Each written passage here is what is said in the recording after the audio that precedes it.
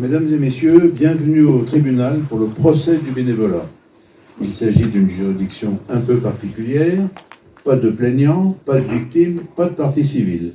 Il s'agit de se poser les bonnes questions pour l'avenir du bénévolat.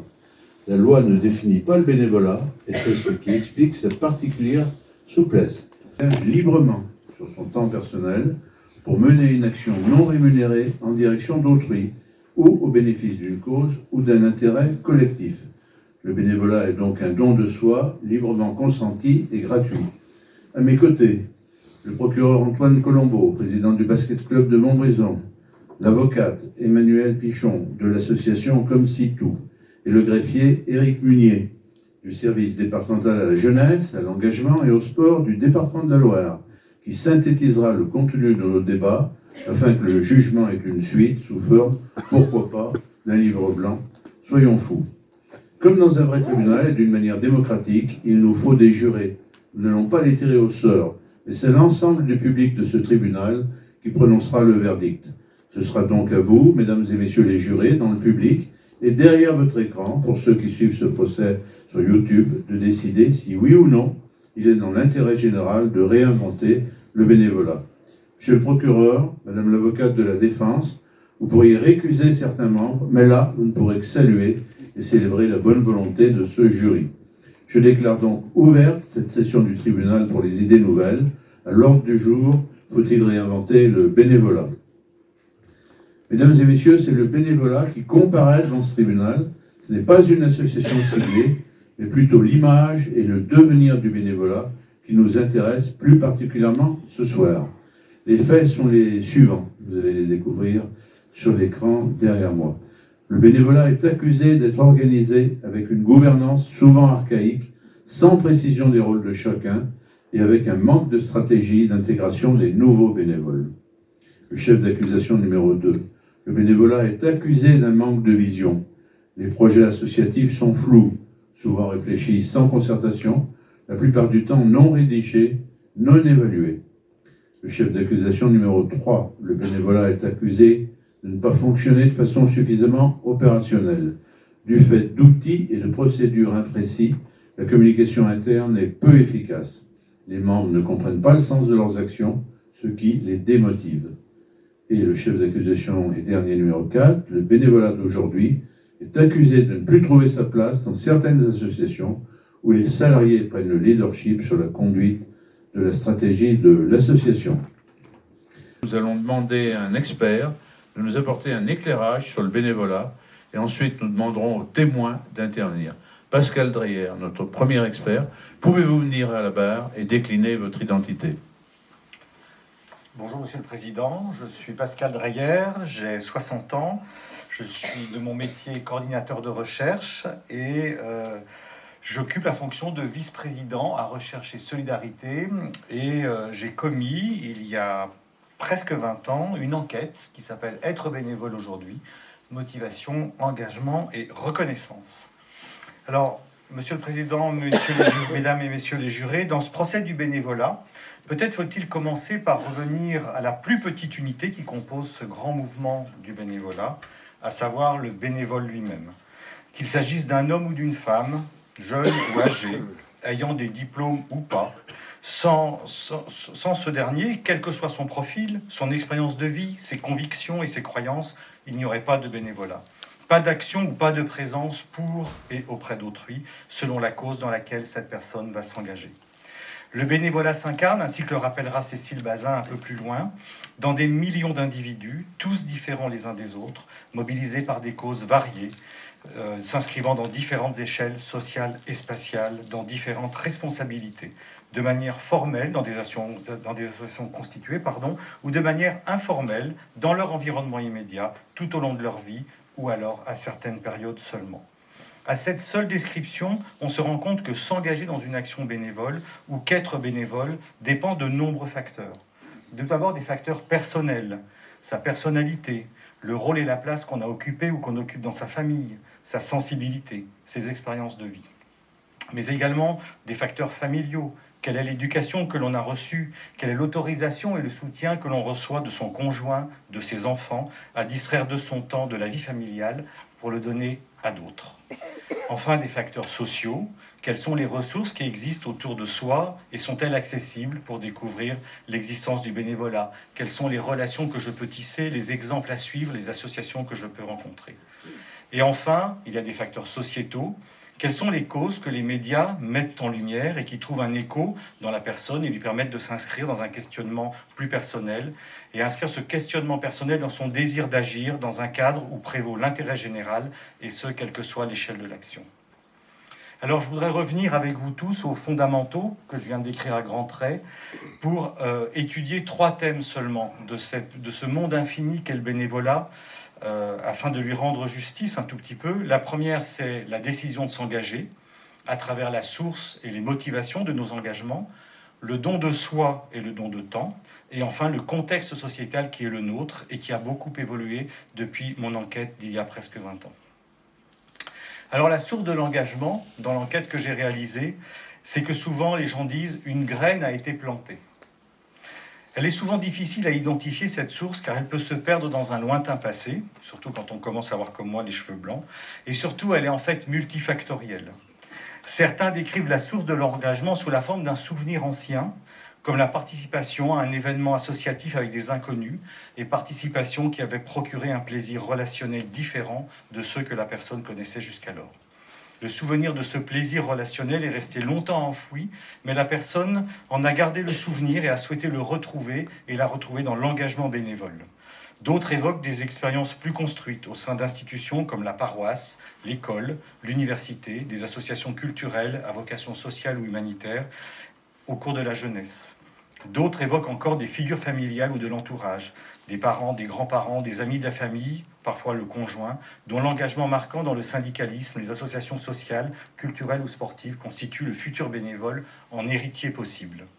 Comme les bénévoles le disent, souvent une graine a été plantée, insistant par cette image sur la croissance organique et souterraine, parfois à leur insu, de leur désir d'engagement. À chaque fois sont rapportés les récits de projets partagés, de réalisations au service de l'intérêt général, au service de quelque chose de plus grand que soi et de plus grand que le collectif, que la personne y ait pris part ou non. La source de l'engagement relève ainsi tout autant d'une éducation, pensée et vécue comme telle, que d'une imprégnation et d'images valorisantes. Les motivations personnelles, elles, reprennent ces expériences et ces souvenirs pour les transformer radicalement, car le futur bénévole ne ressemble pas aux exemples qu'il se donne. Ça, c'est un élément assez important.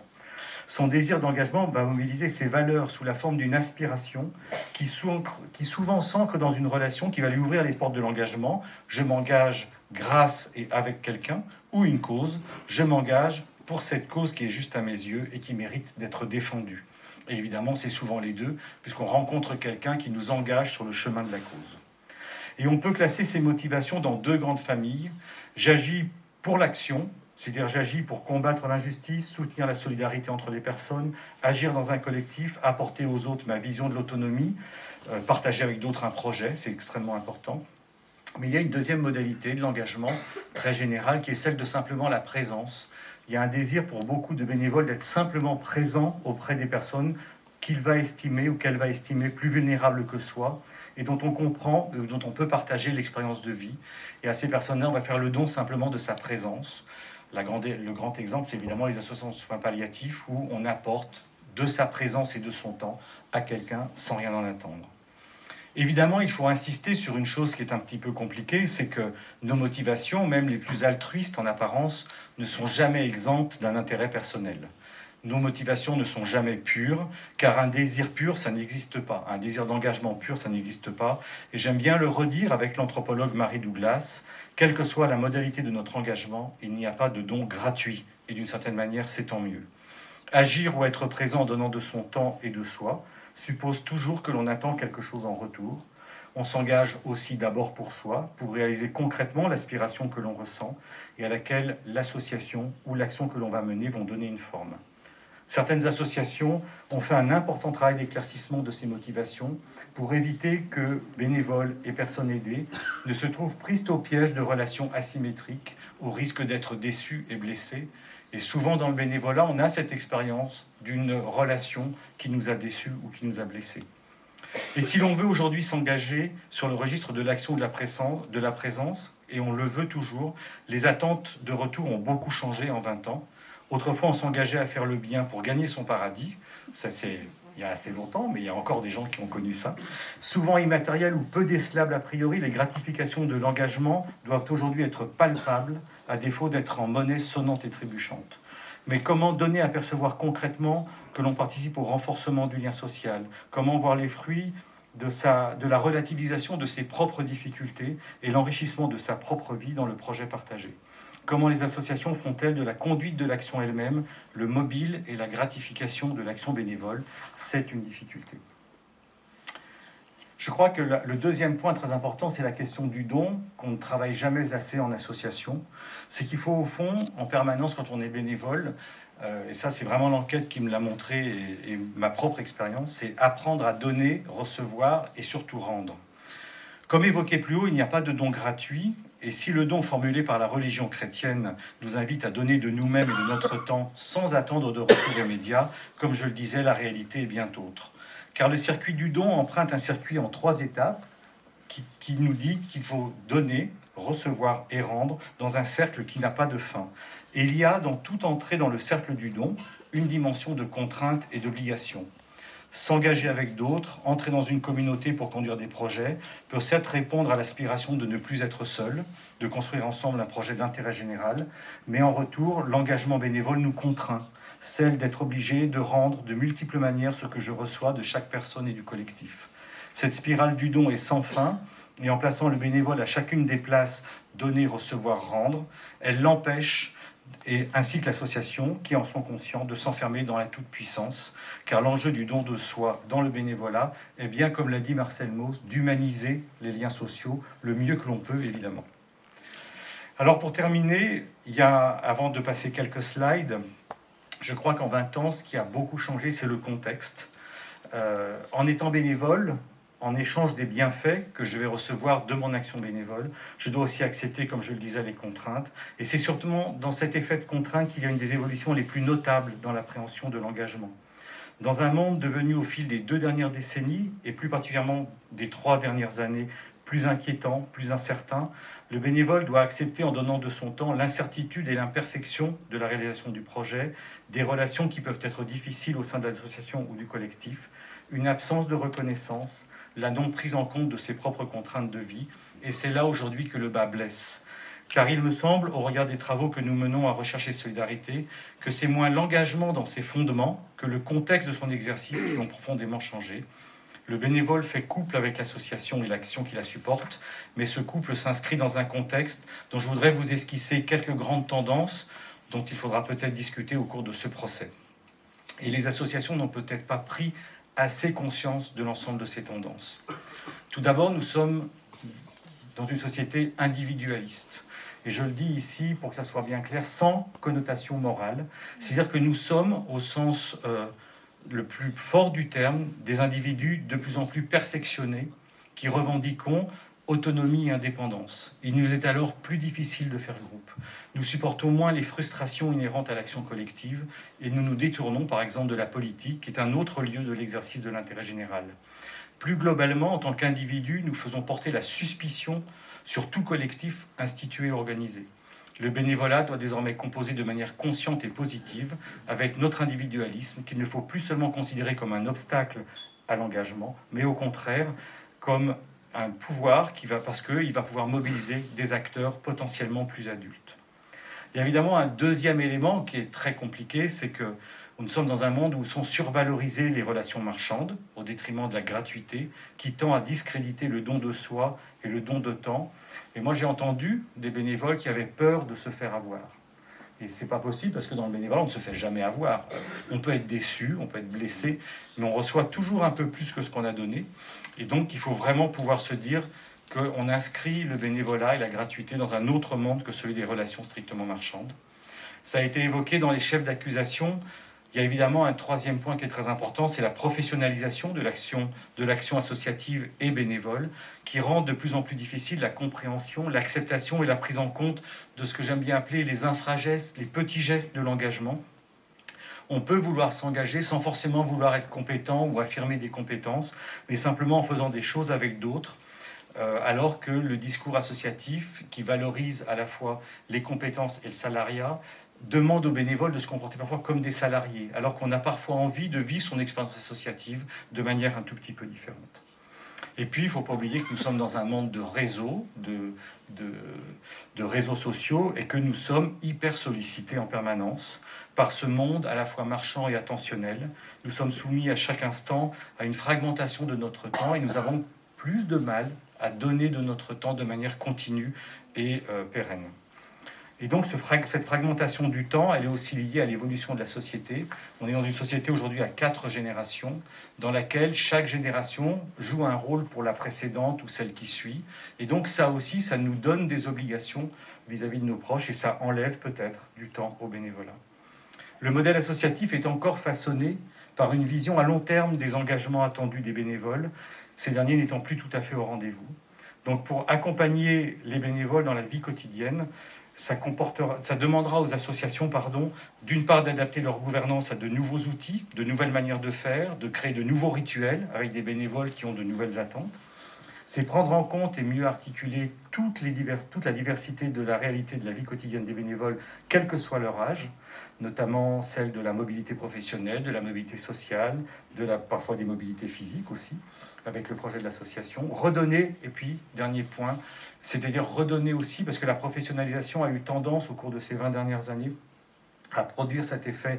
Cet effet-là, c'est à amoindrir la vie associative, c'est redonner pleinement à la vie associative une échelle appréhendable pour les bénévoles, création de collectifs passionnés et engagés dans des objectifs concevables et atteignables dans de plus courts délais. C'est vrai que les bénévoles aujourd'hui demandent à pouvoir voir concrètement les fruits de leur action. Et puis enfin, dernier point, construire de nouveaux modes de reconnaissance permettant aux bénévoles de recevoir de l'association afin de rendre à leur tour et de réenclencher le cycle du don qui, comme je vous l'ai dit, n'est pas en fait un cercle, mais qui est une spirale. Voilà, je veux bien voir les autres slides, c'est cool si vous voulez bien. Ah ben voilà. Donc vous voyez, ça c'est, c'est dans les derniers chiffres de recherche et solidarité. Donc on continue d'être altruiste, hein, on est des individualistes, certes, mais on continue d'être altruiste, mais on veut aussi que pour soi, l'épanouissement personnel, acquérir des compétences, exercer une responsabilité, la reconnaissance sociale jouent leur rôle, mais on voit que par exemple, par rapport à l'épanouissement personnel, la reconnaissance sociale, elle est faible. Donc on s'engage bien pour remplir des aspirations personnelles. Et puis l'utilité collective n'est absolument pas remise en cause, contrairement au discours qu'on entend souvent d'un certain nombre d'acteurs ou d'un certain nombre d'élus qui disent qu'il n'y a plus d'engagement. Non, il y a toujours de l'engagement pour être utile et pour les autres, mais ça devient plus difficile à mettre en œuvre à cause de la fragmentation du temps. Voilà, donc ça c'est une autre slide qui vous donne les niveaux de satisfaction avec des bénévoles aujourd'hui. Et on voit bien que être avec les autres est un élément extrêmement important, tout comme la question de l'efficacité et de l'utilité, hein, ça fait partie des chefs d'accusation, et puis l'épanouissement personnel, et puis la dernière. Et puis les déceptions, c'est d'abord on porte les déceptions au nom du collectif, et seulement ensuite on a les siennes. Et il y a certainement des choses qui seront discutées sur le fait qu'il y a des articulations ou des effets d'écho entre le manque de moyens et le fonctionnement de l'association. Je disais Pascal Dreyer, merci beaucoup pour votre intervention qui a permis de poser les fondamentaux du bénévolat pour vous permettre de vous forger une opinion éclairée sur l'accusé. Nous allons appeler à la barre plusieurs témoins. Ils vont être interrogés par l'accusation et la défense. Aujourd'hui défileront à la barre 4 témoins représentant d'associations ligériennes dans des domaines très différents. Et pour commencer, si tout est clair, nous allons recevoir notre premier témoin, Michel Féminin Berger, présidente de l'Office musical de Saint-Étienne. Vous êtes citée par la défense. Madame Berger, pouvez-vous venir à la barre? Pouvez-vous jurer de vous exprimer dans l'intérêt du bénévolat? Levez la main droite et dites « Je le jure ». Je le jure. Merci. Vous allez être interrogé par le procureur et par l'avocate. Mais avant cela, pouvez-vous décliner votre identité et vous exprimer sur les raisons de votre présence devant cette cour? Je m'appelle Michel Berger. Je suis présidente de l'Office musical de Saint-Étienne, une très ancienne association, fédération en fait d'associations de musiciens amateurs. Moi-même, je suis choriste et présidente d'une chorale. Nous regroupons dans notre association 22 chorales, 6 ensembles instrumentaux de tailles différentes et des individuels aussi, tous musiciens amateurs, de niveau et de répertoire très divers. Monsieur le procureur et madame l'avocate, le témoin est à vous. Merci, monsieur le président, madame l'avocate, madame Berger. Dites-moi, l'office musical ne fait-elle pas face à un grave problème de gouvernance, avec une répartition confuse des rôles et une intégration inefficace des nouveaux bénévoles? Monsieur le procureur, comme vous l'avez compris, nous sommes une fédération d'associations. Donc, chaque association a déjà un fonctionnement spécifique. Et nous sommes là pour les aider, pour synthétiser, pour les dynamiser. C'est des rôles qui nous tiennent à cœur. Et la gouvernance se fait démocratiquement entre nos associations et nous-mêmes.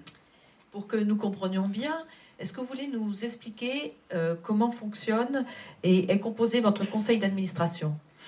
Oui, madame l'avocate, au conseil d'administration siègent des représentants élus des groupes. Il y a 9 représentants pour les ensembles vocaux, 3 postes pour les orchestres et 5 indépendants. Qu'appelez-vous les indépendants? Ce sont des gens qui sont musiciens amateurs, qui appartiennent ou non aux associations et qui ne représentent qu'eux-mêmes. Leur regard et leur compétence est intéressante. Nous avons aussi une commission artistique composée des chefs des ensembles. Nous pouvons dire que dans votre fédération, chacun a bien sa place, son rôle, contrairement à ce que monsieur le procureur a laissé entendre.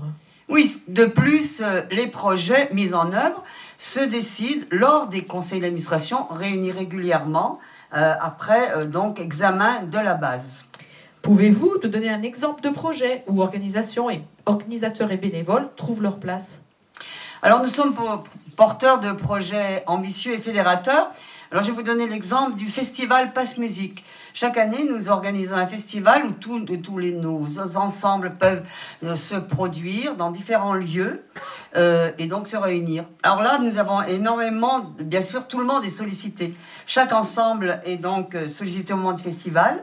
Le CA est mobilisé, bien entendu, mais aussi les simples musiciens, amateurs, et tous les bénévoles pour l'organisation, la vente des passes, la billetterie. Tout le monde s'y met, même les conjoints donc des musiciens et des artistes. C'est à ce moment-là que nous intégrons de nouveaux bénévoles. Comment justifiez-vous le manque de vision claire et l'absence d'évaluation dans les projets de votre fédération musicale? Il faut savoir quand même que les projets viennent de l'étude des besoins de la base. C'est l'ensemble de nos adhérents qui donc expriment des besoins, une volonté, et nous servons de tremplin à la réalisation de ces demandes. Pouvez-vous concrétiser vos projets? Alors, ce qui me vient à l'esprit, c'est donc cette analyse. D'abord, les artistes, les amateurs ont besoin de s'améliorer techniquement. Donc, nous organisons des stages avec des professionnels, chefs de chœur, technique vocale, lecture musicale. Autre besoin, se faire connaître, avoir du public, dynamiser les groupes qui parfois sont quand même assez modestes, s'ouvrir à d'autres. Par exemple, nous avons mis en place donc ce festival Passe Musique, par exemple. Et vous avez des chiffres à nous communiquer? Alors oui, si vous voulez des chiffres, pour le festival de l'année 2022, nous avions 28 formations programmées, donc aussi bien orchestre qu'ensemble vocaux, en 10 soirées. Ça fait quand même 1900 entrées en tout, et puis 423 passes vendues, essentiellement par les groupes, plus les entrées individuelles. Voilà l'exemple de notre festival. Et pour l'évaluation? Déjà, sans rentrer dans les détails, les chiffres parlent d'eux-mêmes, puisque nous avons chaque fois la fréquentation, nous avons fait tant d'entrées, et puis la fréquentation des stages aussi. Nos stages sont complets. Actuellement, je peux vous dire, on a 2 formations. On sait déjà qu'il y a 50 chanteurs qui vont avoir fait un stage, et ils nous réclament une 3e session. Donc, on l'évalue forcément. N'est-ce pas vrai que l'office musical souffre d'un manque d'opérationnalité, avec des outils inadaptés et une communication interne défaillante? J'avoue ne pas trop adhérer à votre question. Nous avons mis en place des outils en interne que nous appelons OMSE Info et Andante qui annoncent les concerts. Pardon, Madame Berger, nous ne sommes pas de votre fédération. Pouvez-vous nous expliquer ce qu'est OMSE Info et Andante, c'est ça? Oui, excusez-moi. Donc, OMSE Info, c'est un petit bulletin de l'Office musical que nous faisons par Internet tous les mois pour expliquer toutes les nouvelles. C'est un journal de 13 à 14 pages quand même, composé bien sûr par l'équipe du CA qui marque les grands objectifs, mais aussi d'articles qui viennent des adhérents, qui mettent en valeur tel chef lorsqu'il y a un changement et qui bien sûr expliquent tous les concerts qui vont se produire et qui ouvrent sur toute la vie musicale en interne. Et que nous communiquons avec aussi des photos, les comptes rendus de concerts et l'annonce de la vie associative. J'ajoute aussi, bien sûr, que nous avons les canaux conventionnels de diffusion des informations. Bon, bien sûr, des flyers au moment des événements. Et nous avons un site internet. Nous sommes aussi sur les inévitables réseaux sociaux. Il y a un site Facebook, par exemple. Cela va de soi. Alors permettez-moi de vous poser quand même ma dernière question de notre 4e accusation. Mais ne craignez-vous pas que dans votre fédération, les professionnels de la musique dominent et relèguent les bénévoles à un rôle mineur, voire insignifiant? Excusez-nous, monsieur le procureur, mais le témoin va confirmer que nous avons affaire à aucun professionnalisme, mais bel et bien à des amateurs. Et il ne faut pas confondre. À vous, Madame Berger. Et oui, effectivement, c'est l'inverse. Excusez-moi, monsieur le procureur. Évidemment, nous ne sommes que des amateurs et on observe donc l'inverse, c'est-à-dire nos amateurs ont besoin d'être épaulés par des professionnels. Par exemple, nous faisons un partenariat avec le conservatoire et nous sommes très contents que les professionnels viennent vers nous. Partenariat aussi avec des musiciens formateurs qui viennent en renfort lors des manifestations, qui sont toujours les bienvenus, ou parfois des solistes. Nous ouvrons également le Pass Musique, le festival, sur des groupes de plus haut niveau professionnels, toujours uniquement dans l'esprit d'échanger nos compétences et nos savoirs. Donc je dirais que c'est plutôt les amateurs qui utilisent les professionnels dans ce cas-là. Si nous avons 2 minutes, Monsieur le Président, j'aimerais quand même inciter Madame Berger à nous présenter une de ses plus belles réussites. Moi-même, passionnée par la musique, je trouve l'aventure extraordinaire et je vous laisse la parole pour nous raconter. Oui, alors je pourrais vous en parler de plusieurs, mais ce qui nous a marqué, c'est quand même l'aventure de Dogora. Dogora, il faut vous dire, c'est une composition d'Étienne Perruchon qui réunit, comme nous le faisons d'ailleurs dans notre fédération, des chanteurs, des musiciens, des hommes, des femmes, des enfants, autour de chants dans une langue imaginaire. Nous l'avons créé. Dogora, 450 musiciens, chorale d'enfants, classe cham, maîtrise de la Loire, chœur adulte, et c'est porté par l'Office musical avec le Brass Band Loire-Forêt. C'est un des membres de notre association, donc de notre fédération, qui a apporté le projet. C'est nous avons réuni tous ces chanteurs. Ça a été extraordinaire, même pour la plus petite chorale modeste, qui n'avait pas les moyens, bien sûr, de chanter quelque chose. C'est-à-dire, on a quand même mis 2000 spectateurs, on a 2 fois rempli le palais des spectacles, et avec, d'ailleurs, le compositeur lui-même. Donc, ça a été un très grand moment. Bravo, Madame Berger, pour cette réussite. Merci, Michel Berger. Vous pouvez maintenant retourner à votre place. Merci, monsieur le procureur. Le deuxième témoin cité par la défense est Madame Fournery. Vous allez être... Alors, Madame Fournery, pouvez-vous jurer de vous exprimer dans l'intérêt du bénévolat? Levez la main droite et dites « Je le jure ». Madame Fournery, vous êtes élue d'Aesio et membre de son conseil d'administration. Je le jure. Alors, merci. Vous allez être interrogé par le procureur et par l'avocate. Mais avant cela, pouvez-vous décliner votre identité et vous exprimer sur les raisons de votre présence devant cette cour? Oui, donc je m'appelle Myriam Fournery, j'ai 55 ans, je suis mariée, j'ai un fils, j'habite en Haute-Loire, où je suis directrice d'une association, la Fédération ADMR. Je me suis investie bénévolement chez Aesio il y a une dizaine d'années, puisque notre association a dû adhérer à une mutuelle obligatoire. Et je suis aujourd'hui déléguée, c'est le nom qu'on donne aux bénévoles chez Aesio. Je suis déléguée au conseil territorial Auvergne-Loire, et je suis aussi membre du bureau. Ce qui m'a plu chez Aesio, c'est que c'est un organisme à but non lucratif. et qui appartient à l'économie sociale et solidaire. Nous agissons au service de l'intérêt général et nous appliquons des principes de solidarité, de démocratie et d'utilité sociale. Nous devons être vigilants concernant nos modèles économiques car nous avons le devoir d'en assurer la pérennité. C'est pourquoi la gouvernance a une grande importance et nous fonctionnons de façon démocratique. Monsieur le procureur, madame l'avocate, le témoin est à vous. Monsieur le Président, merci beaucoup. Madame Fournery. Dites-moi, Aesio Mutuelle ne souffre-t-elle pas d'un défaut de gouvernance où les rôles des bénévoles sont limités? Avant de répondre à monsieur le procureur, pourriez-vous nous expliquer comment fonctionne la gouvernance à Aesio? Alors, un point important, c'est que notre mutuelle appartient aux adhérents, de manière démocratique et égalitaire. Nous avons aujourd'hui plus de 600 délégués, élus bénévoles et répartis sur tout le territoire national. Tous les adhérents participent à la vie de la mutuelle selon le même principe, un adhérent, une voix. Des élections sont organisées régulièrement et permettent de renouveler la gouvernance nationale ainsi que locale.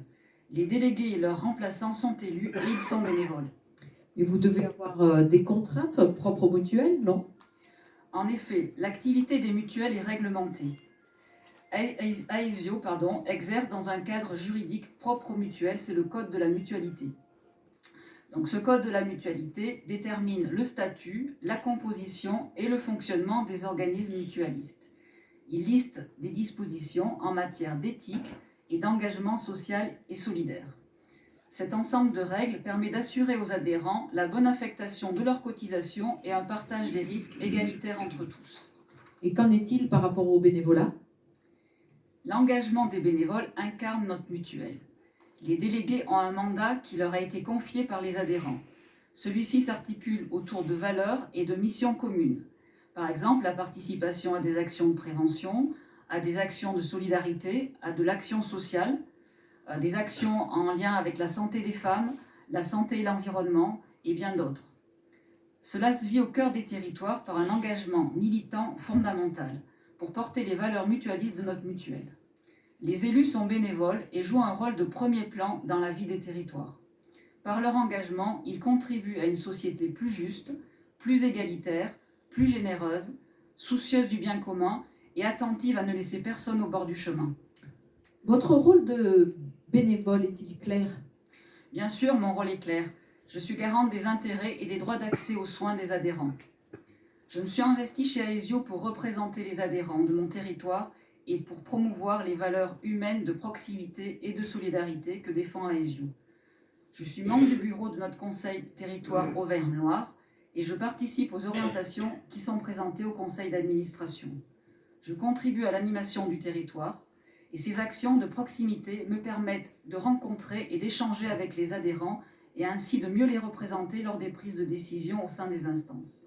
Et pour les autres bénévoles, leur rôle est-il clair? Le rôle et les missions des bénévoles sont clairs parce qu'ils sont inscrits dans le Code de la mutualité. Les évolutions réglementaires nous imposent une adaptation et une anticipation permanente.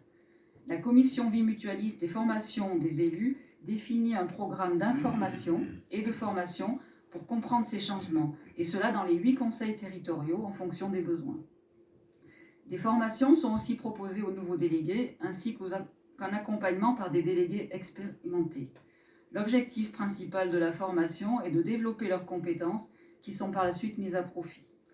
Elle permet également de mieux comprendre le fonctionnement du mutuel et ainsi d'encourager la prise d'initiative et de responsabilité pour mieux défendre les intérêts des adhérents.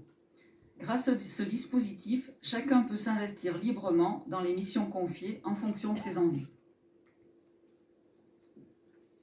Merci. Permettez-moi de vous poser la deuxième question. Comment pouvez-vous défendre la vision de votre mutuelle conçue sans concertation? Chez Aesio, l'élu participe aux prises de décision. Chaque délégué joue un rôle selon ses disponibilités et ses envies dans les instances de son choix, que ce soit le conseil territorial, la commission action sociale, la commission prévention, les actions solidaires et bien d'autres. Une journée des élus est également organisée chaque année pour définir les orientations qui sont ensuite présentées en assemblée générale. Ces instances permettent des prises de décision locales ainsi qu'une gouvernance transparente et démocratique. Et dans votre système, avez-vous une vision claire des projets ?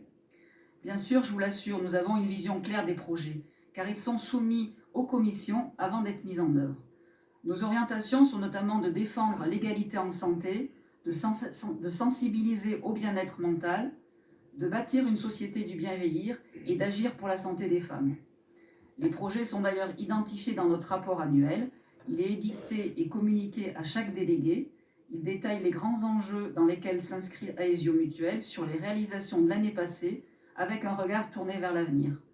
Je souligne que ce support est disponible sur notre extranet des élus, en agence et téléchargeable sur notre site internet accessible à tous. Pouvez-vous nous donner un exemple concret pour nous le démontrer ? Oui, alors il y a beaucoup d'exemples. Il y en a un qui me tient particulièrement à cœur. C'est une action importante qui a été organisée pour la santé des femmes. C'est le bus du cœur des femmes. En fait, c'est une action qui a été menée par Aesio en partenariat avec la fondation Agir pour le cœur des femmes et qui a permis de mettre en place un bus qui a sillonné la France et qui sillonne la France à la rencontre des femmes les plus vulnérables et pour les informer, les sensibiliser et les accompagner dans leur parcours de soins face aux maladies cardiovasculaires. Ma troisième question porte sur un autre sujet, mais n'est-il pas évident que vos outils rendent la communication en interne difficilement accessible ? Alors, au sein d'Aesio Mutuelle, la communication interne est organisée avec des outils collaboratifs. Pouvez-vous nous préciser quels sont les outils pour gagner en efficacité ? Les délégués sont formés aux outils d'information mis à leur disposition. Ils ont accès à des outils spécifiques comme un extranet, des newsletters. Ces supports d'information permettent d'avoir de l'information sur l'actualité de la mutuelle et sur les projets qui sont travaillés au sein du conseil d'administration, des commissions, des réunions. Les délégués sont également conviés à des réunions d'information ou des formations dans les conseils territoriaux. Et enfin, les décisions et orientations stratégiques sont soumises au conseil d'administration et votées en assemblée générale. Ma dernière question, ne risquez-vous pas de voir les salariés sortir de leur périmètre pour influencer les bénévoles dans la direction stratégique de votre mutuelle, marginalisant ainsi leur rôle ? Alors, les périmètres de chacun sont bien définis. À chacun sa mission et son rôle. Notre organisation est construite autour de règles de manière à garantir l'autonomie du bénévole dans sa prise de décision. Alors, vous avez des chiffres à nous donner ? Oui, notre mutuelle est organisée autour de 8 territoires politiques. Le nôtre ici est le territoire Auvergne-Loire. Les délégués bénévoles sont répartis partout en France et sont élus pour 6 ans. Nous avons donc 8 conseils territoriaux qui animent la mutuelle et son action de proximité. Il y avait 409 délégués à l'Assemblée générale cette année. Nous avons 36 membres au conseil d'administration et 2 administrateurs qui représentent les salariés. Et comment sont organisés les pouvoirs de chacun ? Le conseil d'administration, qui est élu par l'Assemblée générale, est garant des orientations et des intérêts des adhérents et de leur droit à l'accès aux soins. Il se prononce notamment sur les orientations stratégiques, politiques et budgétaires de la mutuelle. Le bureau est chargé de préparer les travaux du conseil d'administration. La gouvernance politique et la gouvernance opérationnelle de la mutuelle sont réunies au sein du comité exécutif. Il est composé des membres du bureau et des membres du comité de direction. Vous noterez que la communauté politique agit en complète autonomie, sans interférence avec l'opérationnel. Les collaborateurs partagent le même projet et notre boussole, c'est un travail en intelligence collective entre collaborateurs et bénévoles. C'est notre projet mutualiste. En conclusion, pouvez-vous nous parler de ce que représente le projet mutualiste pour Aesio ? Évidemment, c'est notre identité, c'est notre ADN. Aesio est résolument un acteur solidaire et responsable. Nous sommes attachés aux 3 valeurs phares de la mutualité, solidarité, liberté et démocratie. Sans actionnaires à rémunérer, notre modèle économique est au service de ceux que nous protégeons, pour répondre à leurs besoins et attentes, et cela avec un haut niveau d'exigence. Il y a en France 11 millions de bénévoles, le bénévolat est donc loin d'être fini. À nous de nous réinventer pour renforcer l'implication des membres, améliorer la transparence, rassembler autour d'un projet et susciter une prise de conscience pour une société plus responsable, équitable et utile. Avez-vous quelque chose d'autre à ajouter, Madame Fornery? Oui, pour vous donner un exemple d'un engagement AESIO important pour moi, dimanche, on a eu à Coubon un concert solidaire qui a été engagé au profit de l'association À Vélo Sans Âge. Cette association se mobilise pour briser l'isolement, encourager la mobilité et favoriser le bien-être des aînés. C'est un projet qui a vu naissance à Copenhague, en fait, pour pouvoir permettre aux personnes âgées qui sont en EHPAD de sortir et de pouvoir avoir du lien avec leur environnement. Donc les fonds qui ont été récupérés lors de ce concert, et c'était important puisqu'on a eu plus de 100 personnes à ce concert, ils iront directement à l'achat d'un triporteur. C'est un triporteur électrique qui a une valeur de 13 000 €, donc c'est un coût important, et l'association a vraiment besoin de partenariat pour financer ce triporteur. Donc là, ce véhicule, il va être acquis pour offrir des balades aux résidents des EHPAD, donc de 5 EHPAD autour du Puy-en-Velay. Et cette initiative, elle vise vraiment à redonner de la liberté à nos aînés pour permettre aux résidents de continuer à se sentir connectés aux autres.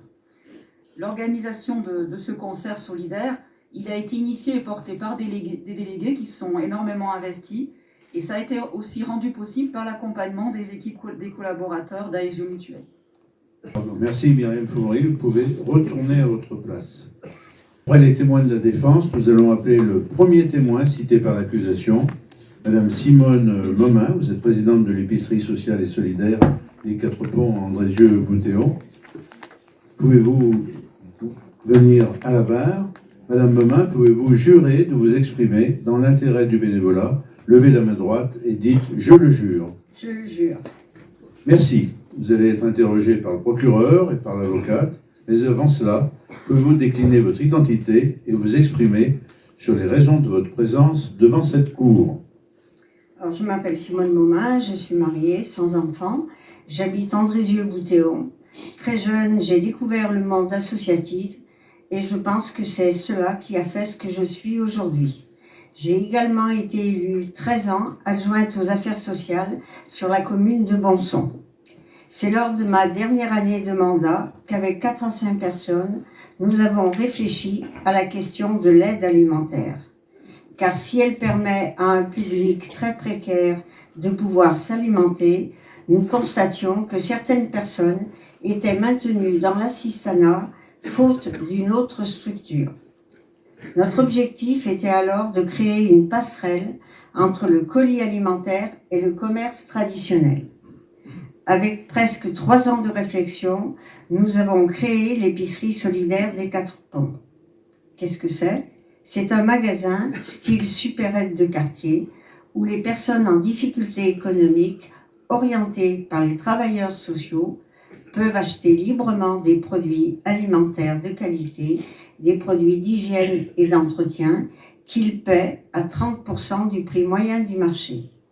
Cette économie de 70% leur permet de réaliser un projet qui peut être réduire un découvert bancaire, payer un retard de loyer ou de charge, payer des frais médicaux ou éventuellement démarrer une formation pour un retour à l'emploi.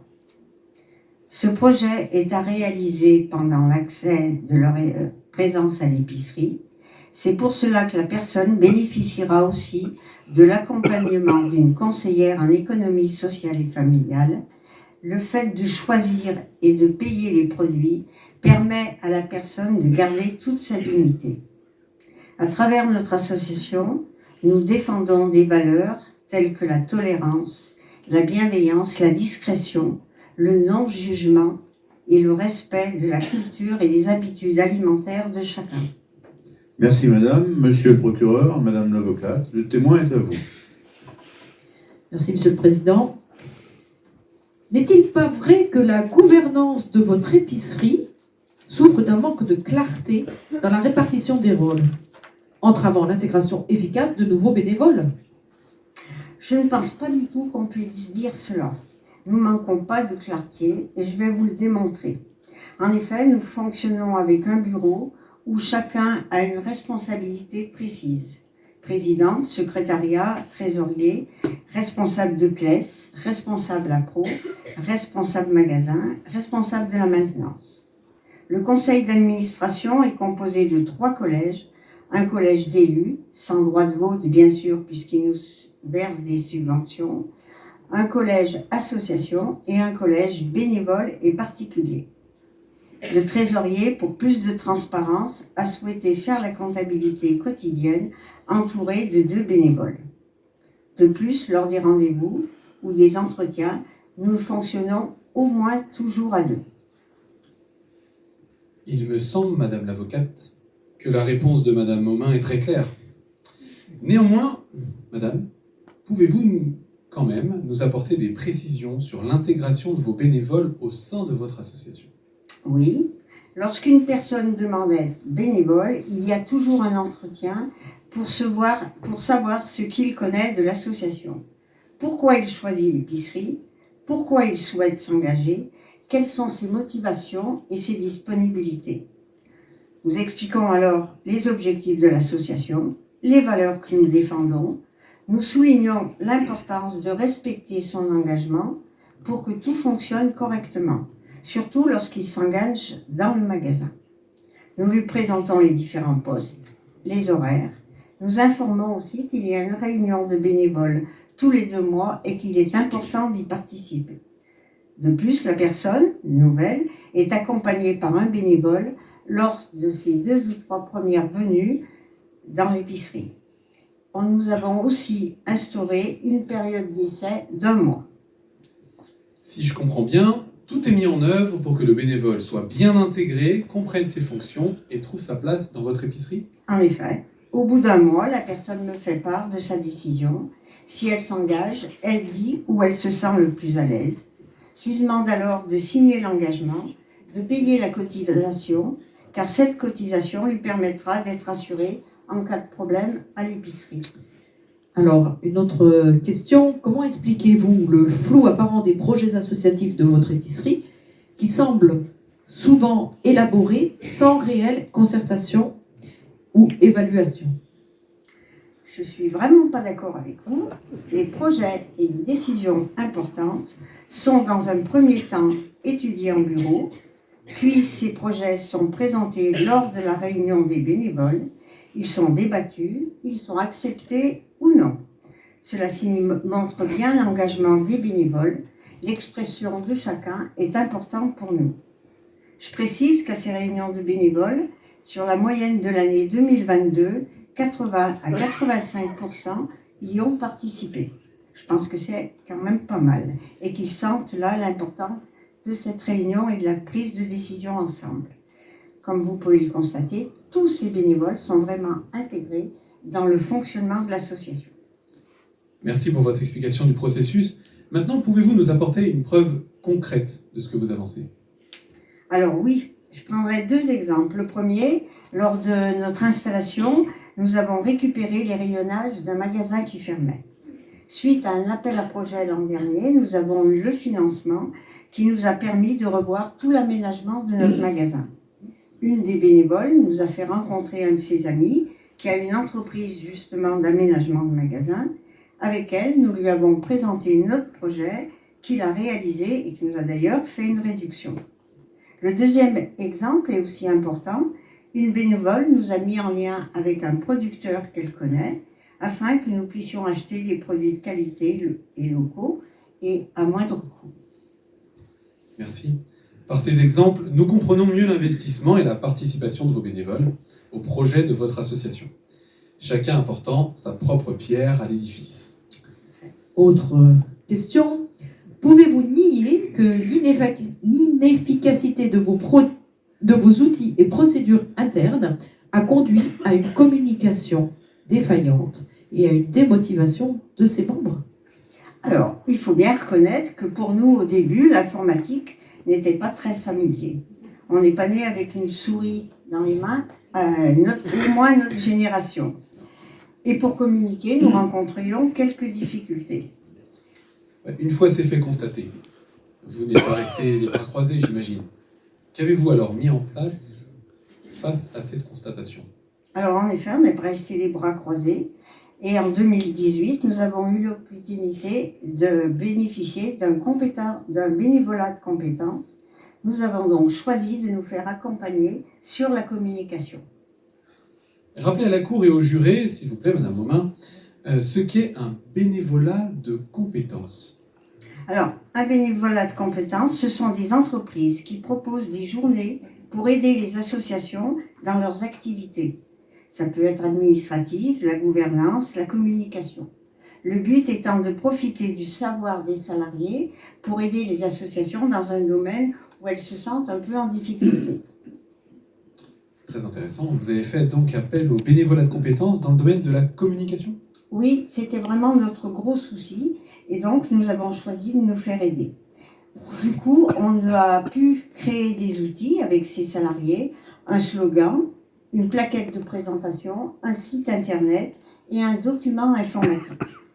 Document informatique que nous utilisons comme support lorsque nous rencontrons par exemple les chefs d'entreprise pour des demandes de mécénat.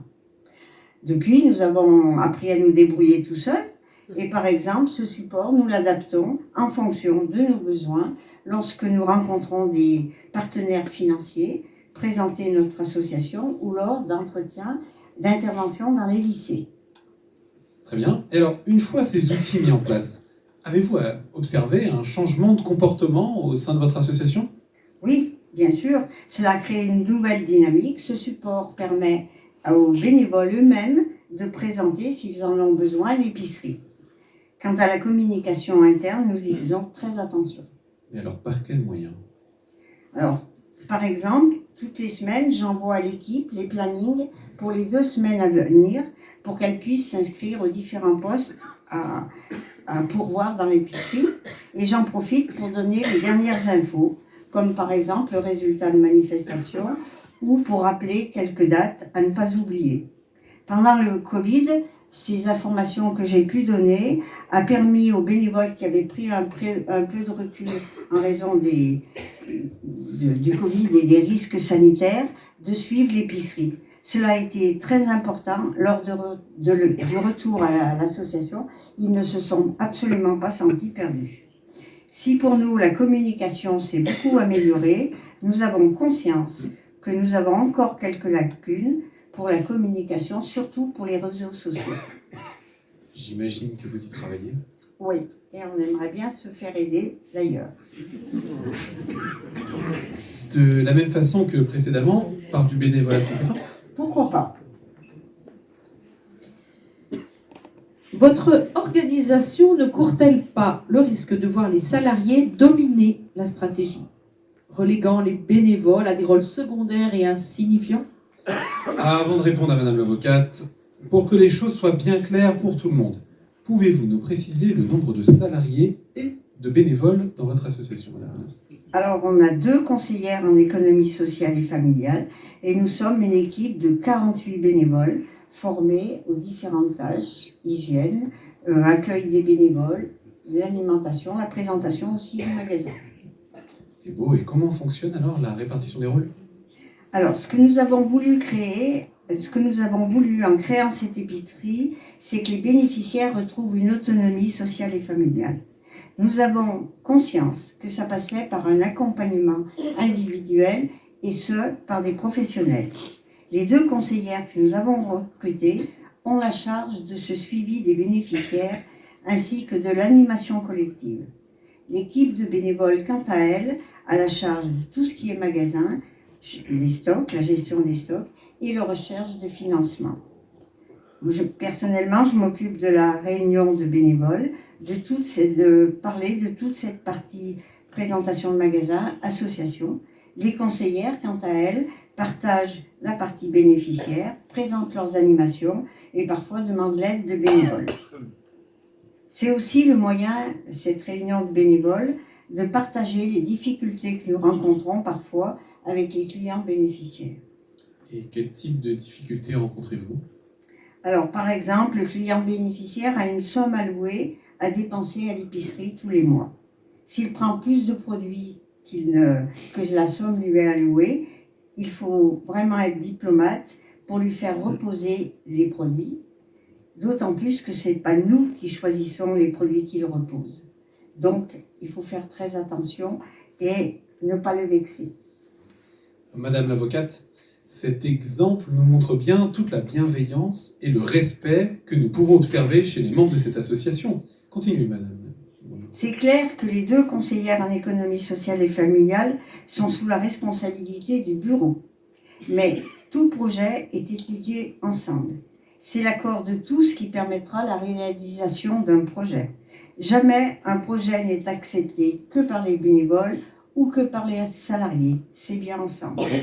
Et est-ce que vous pourriez nous citer un exemple récent ? Dernièrement, le Centre communal d'action sociale d'Andrézieux a demandé si les salariés pouvaient organiser des ateliers sur comment réaliser un repas à 4 € ou comment utiliser les restes. La demande est faite au bureau. Nous allons réfléchir en bureau. Si, sur le principe, on est d'accord, nous demanderons aux conseillères si elles sont d'accord pour l'annuler. Et c'est le bureau qui donnerait la réponse au CCAS. Dans une association, effectivement, c'est important que chacun connaisse bien sa place, salarié, bénévole. Et ça, dès le départ. Madame Momin, avez-vous d'autres choses à apporter à notre connaissance ?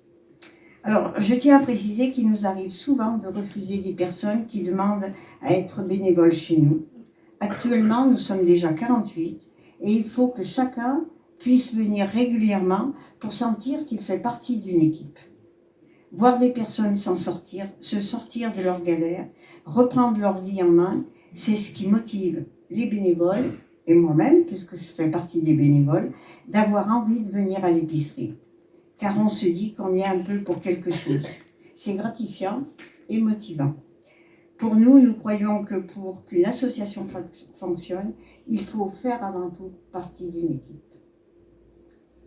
Merci Madame Momin. Merci Madame Momin. Vous pouvez retourner à votre place.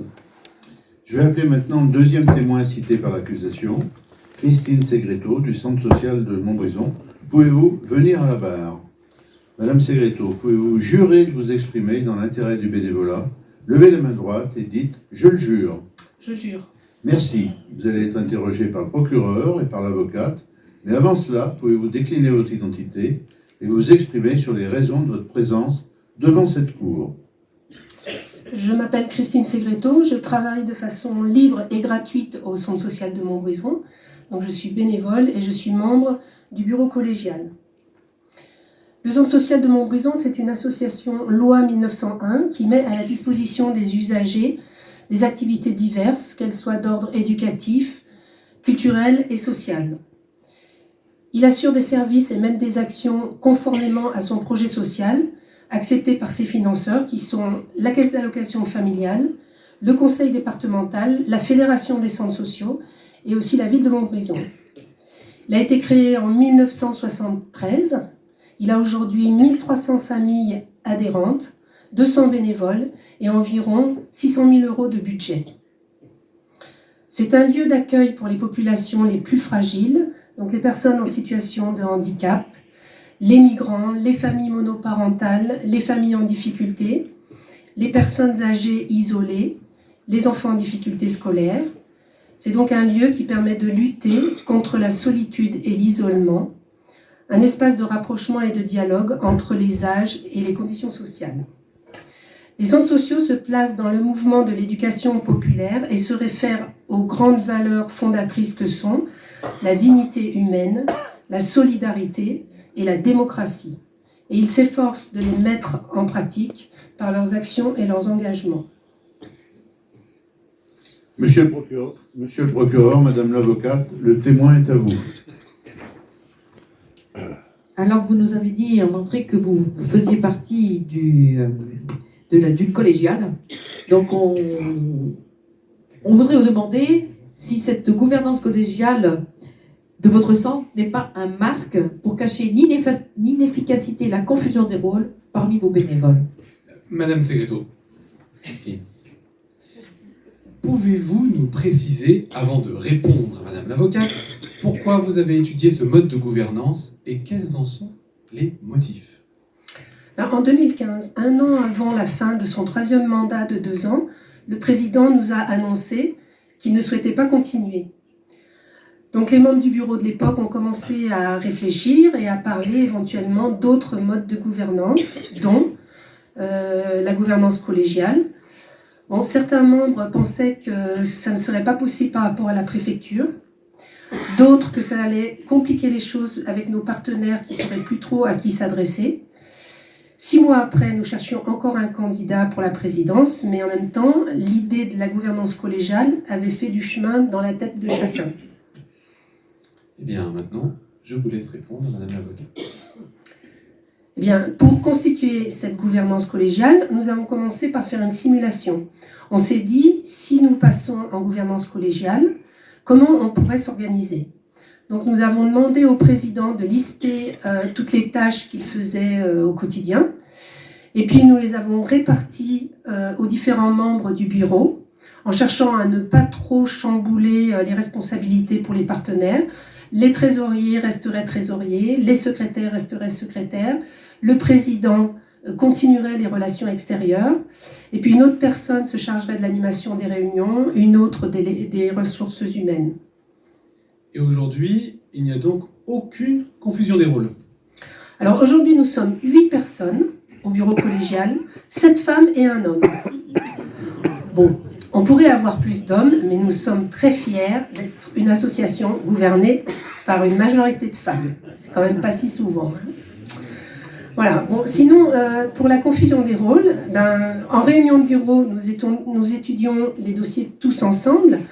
Mais ensuite, quand il s'agit de travailler en commission, chacun a sa responsabilité. Donc, il y a une personne qui anime les réunions, qui les prépare avec la directrice, une autre qui est trésorière, qui fait partie de la commission finance, une autre qui est secrétaire, une autre qui est relations humaines. Voilà, il n'y a aucune confusion des rôles. Et ce fonctionnement est particulièrement efficace. Et si c'était à refaire ? Alors là, nous le referions, mais sans aucune hésitation. Avec votre expérience, à quelle association conseilleriez-vous ce type de gouvernance ? À des associations qui ont déjà un fonctionnement collégial. Ça paraît très difficile de passer en gouvernance collégiale si on est une association qui a un fonctionnement très pyramidal, où les décisions sont prises uniquement par le haut. Ou alors, on pourrait le conseiller aussi à des associations dont les instances de décision fonctionnent bien, bureau, CA, commission de travail. Et puis aussi, comme je l'ai dit tout à l'heure, il faut que la direction soit partante. Et nous, au Centre social de Montbrison, toutes ces conditions étaient déjà réunies. Donc, pas de problème.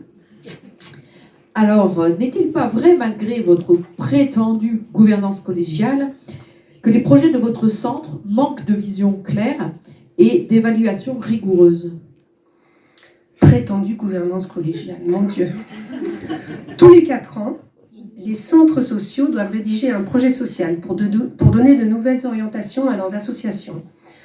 Donc certains le font faire par des organismes externes, et à Montbrison, nous avons décidé de le faire nous-mêmes. C'est nous qui préparons notre projet social. Alors vous constatez, Madame l'avocate, l'investissement des personnes au sein de ce centre social. Donc pour ce projet, nous constituons à chaque fois un comité de pilotage qui se réunit fréquemment. Nous passons beaucoup de temps à l'évaluation de l'ancien projet et puis à la construction du nouveau, en invitant nos adhérents, nos partenaires, nos salariés, les administrateurs et les habitants à des ateliers participatifs où chacun, de son point de vue, définit le rôle du projet social pour les futures années. On insiste particulièrement sur la participation de chacun des acteurs pour cette évaluation. On demande aux adhérents aussi de faire des fiches d'évaluation de chaque activité de commission à mi-parcours, au bout de 2 ans, pour voir si on doit réorienter notre projet. Et à la fin, on fait tous ensemble une évaluation finale. Tout ce travail, ça nous permet d'avoir une vision vraiment claire de ce qui a été fait et de ce qui nous reste à faire pour les 4 années à venir. Et ensuite, ce projet, c'est un vrai guide pour les administrateurs et les salariés qui devront mettre en œuvre ensemble les axes prioritaires qu'on aura définis. Globalement, Madame Segretto, et honnêtement, Vous diriez que votre projet social est bien suivi, mais quelles sont les preuves que vous pouvez avancer? Honnêtement, oui. Je peux dire que le projet social est bien suivi, parce qu'il est au cœur de toutes nos réunions. Les réunions de bureau, les conseils d'administration, les comités de pilotage, les commissions, les réunions avec les salariés. Certains s'en plaignent quelquefois. Et on se pose aussi systématiquement la question de savoir si nos actions sont en adéquation avec les axes qu'on a définis, et aussi si nous respectons nos valeurs de démocratie, de solidarité et de dignité. Les preuves, mais venez au centre social, ce sont le nombre d'actions qui sont mises en place et le nombre d'habitants touchés par ces actions. Comment pouvez-vous justifier la faible opérationnalité de votre centre, caractérisée par une communication interne chaotique et un manque de compréhension des actions par les membres? Et Madame l'avocate, vous parlez de faible opérationnalité, mais c'est faux. Effectivement, la communication pourrait être un problème dans une gouvernance collégiale. Mais ça, nous l'avons tout de suite identifié, notamment pour la directrice qui doit communiquer avec plusieurs personnes. Donc elle envoie et elle reçoit de nombreux mails. Donc c'est ce que j'ai dit tout à l'heure, sans adhésion totale de la direction, cette communication interne pourrait effectivement mener à un manque de compréhension. Donc nous communiquons surtout par mail. On a essayé un espace numérique de travail, mais on l'a laissé tomber parce que nous sommes surtout très présents au centre social. Et la régularité de nos réunions de bureau et de conseil d'administration évite une communication chaotique. Alors, en ce qui concerne l'opérationnalité, on a aussi mis en place un registre des décisions. C'est-à-dire qu'à chaque bureau, on note les décisions qu'on a prises et puis on reprend périodiquement ce registre et on vérifie le suivi et l'application de ces décisions. Donc ça nous permet d'être opérationnels. Merci Madame Segretto d'avoir apporté les preuves de ce que vous avez avancé, mais concrètement, quels sont les outils et les procédures que vous avez mis en place? Bon, il y a donc ce registre des décisions, et puis après, nous avons des réunions de bureau régulières, une fois par mois environ, des conseils d'administration tous les mois et demi, et chaque conseil d'administration est préparé au bureau qui le précède. Et le conseil d'administration du centre social, il est vraiment important à Montbrison. Nous sommes 22 administrateurs, plus 5 membres de droit titulaire, plus 3 membres associés et la directrice qui participe en tant que salariée. Presque autant qu'à Isio. Et les ordres du jour de nos conseils d'administration, ils sont préparés en amont par le bureau collégial avec une attention particulière qui est portée à l'expression et à la participation de chaque administrateur. En fait, l'ordre du jour, il est toujours présenté avec les rubriques suivantes. Donc, approbation du compte-rendu, bon, ça c'est pareil chez tout le monde. Ensuite, on a la présentation d'une commission ou d'une activité portée par un salarié. En fait, on y tient vraiment parce que ça permet aux administrateurs d'être bien informés de tout ce qui se passe dans le centre social. Ensuite, il y a l'actualité du centre social, donc plusieurs points sont abordés, bon, comme dans tous les CA. Et puis, un autre point très important, qu'on appelle la question à débattre. Donc là, on choisit une question de fond, souvent en lien avec les axes du projet social, et on prend un temps plus long d'échange et de réflexion en petits groupes, avec des outils d'animation afin de favoriser l'expression de chaque administrateur. Ce soir, il y a conseil d'administration au centre social, et la question à débattre, c'est « Faut-il réinventer le bénévolat ?» puisque tous les administrateurs sont en train de regarder le procès en visio. Voilà. Alors après, les décisions stratégiques qui sont prises en CA sont relayées par la directrice directement aux salariés lors de leur réunion d'équipe tous les mardis. Et puis chaque administrateur, puisqu'il fait partie d'une commission de travail, il peut aussi relayer les décisions auprès des adhérents dans chaque activité auquel il participe. Et tous ces outils et ces procédures permettent des allers-retours entre les adhérents, les salariés et les administrateurs pour une opérationnalité du centre plus efficace. Pour terminer, ne craignez-vous pas que dans votre centre, malgré la gouvernance collégiale, les salariés finissent par éclipser les bénévoles dans la prise en charge de décisions stratégiques. Nous rappelons à tous que les salariés ne prennent pas les décisions de gouvernance collégiale ou pas. Quel est le rapport salarié-bénévole dans votre association? Alors nous avons 10 équivalents temps plein salariés et 200 bénévoles au centre social. Et effectivement, gouvernance collégiale ou pas, c'est pas ça qui va changer.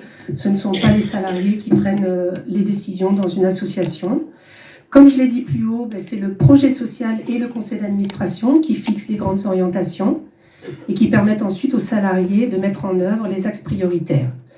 Quand on a révisé les statuts en 2017, on a bien défini 2 entités.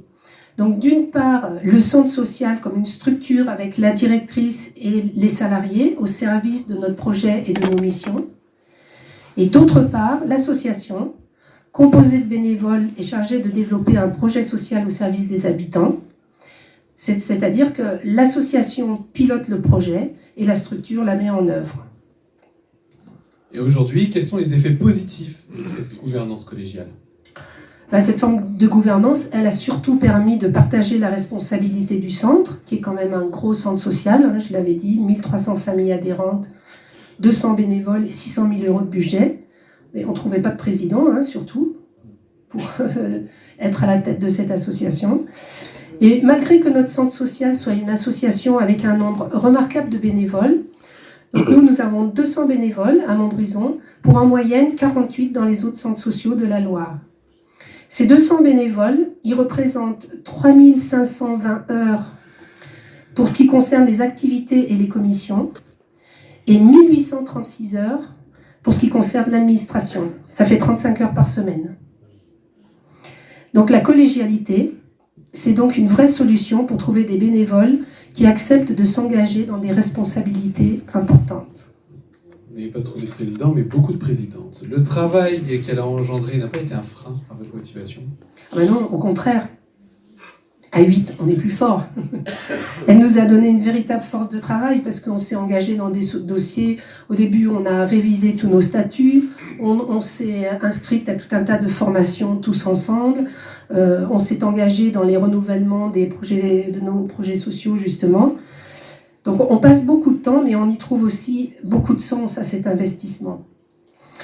Il y a aussi un effet boule de neige qui incite d'autres bénévoles à s'engager, parce qu'elle montre qu'il n'y a pas de place attitrée ou figée ou même inaccessible, mais que tout le monde peut prendre une place au centre social. Et concernant le renouvellement de nos bénévoles, au CA et au bureau, on a mis en place un statut d'observateur. Est-ce que vous pouvez nous préciser ce qu'est un observateur?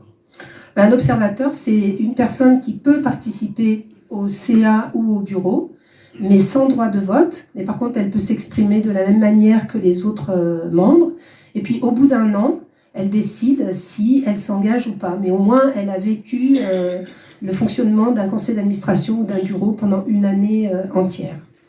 Ensuite, les nouveaux administrateurs, ils bénéficient d'un accueil particulier. On a rédigé un livret d'accueil dans lequel on a écrit l'historique du centre social, le fonctionnement, les droits et les devoirs des administrateurs, parce que c'est pas toujours clair pour eux.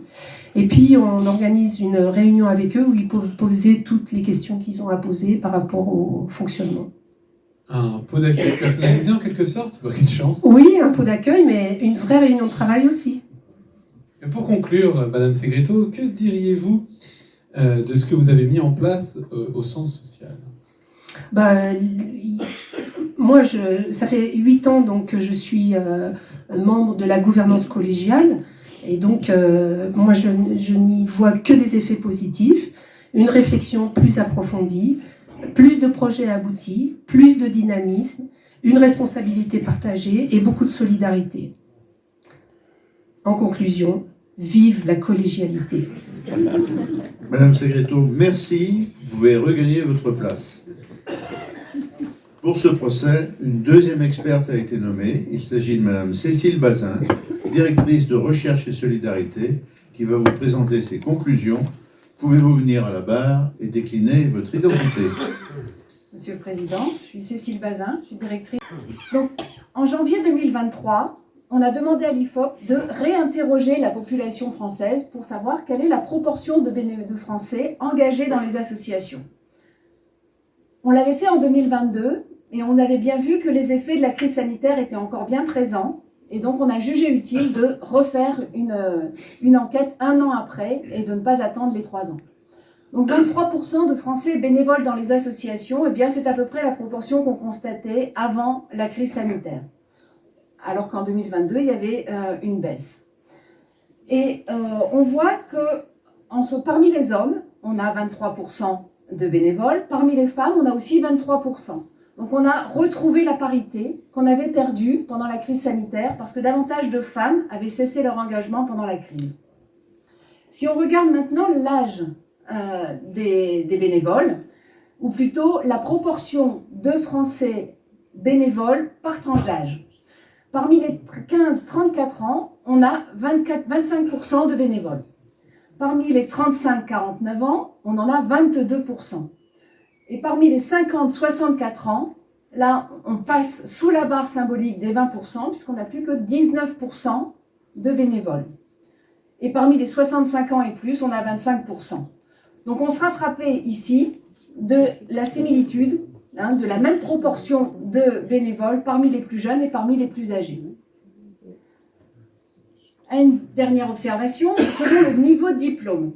Et ça, c'est une observation qui nous tient à cœur parce que c'est une constante. Les choses n'évoluent pas de ce point de vue et c'est vraiment regrettable. Vous le voyez, on a 29% de bénévoles parmi les plus diplômés, au-delà du bac plus 2. Et puis, plus le niveau de diplôme diminue et plus la proportion de bénévoles diminue, jusqu'à tomber à 16% parmi les moins diplômés. C'est ce qu'on appelle, nous, la fracture associative.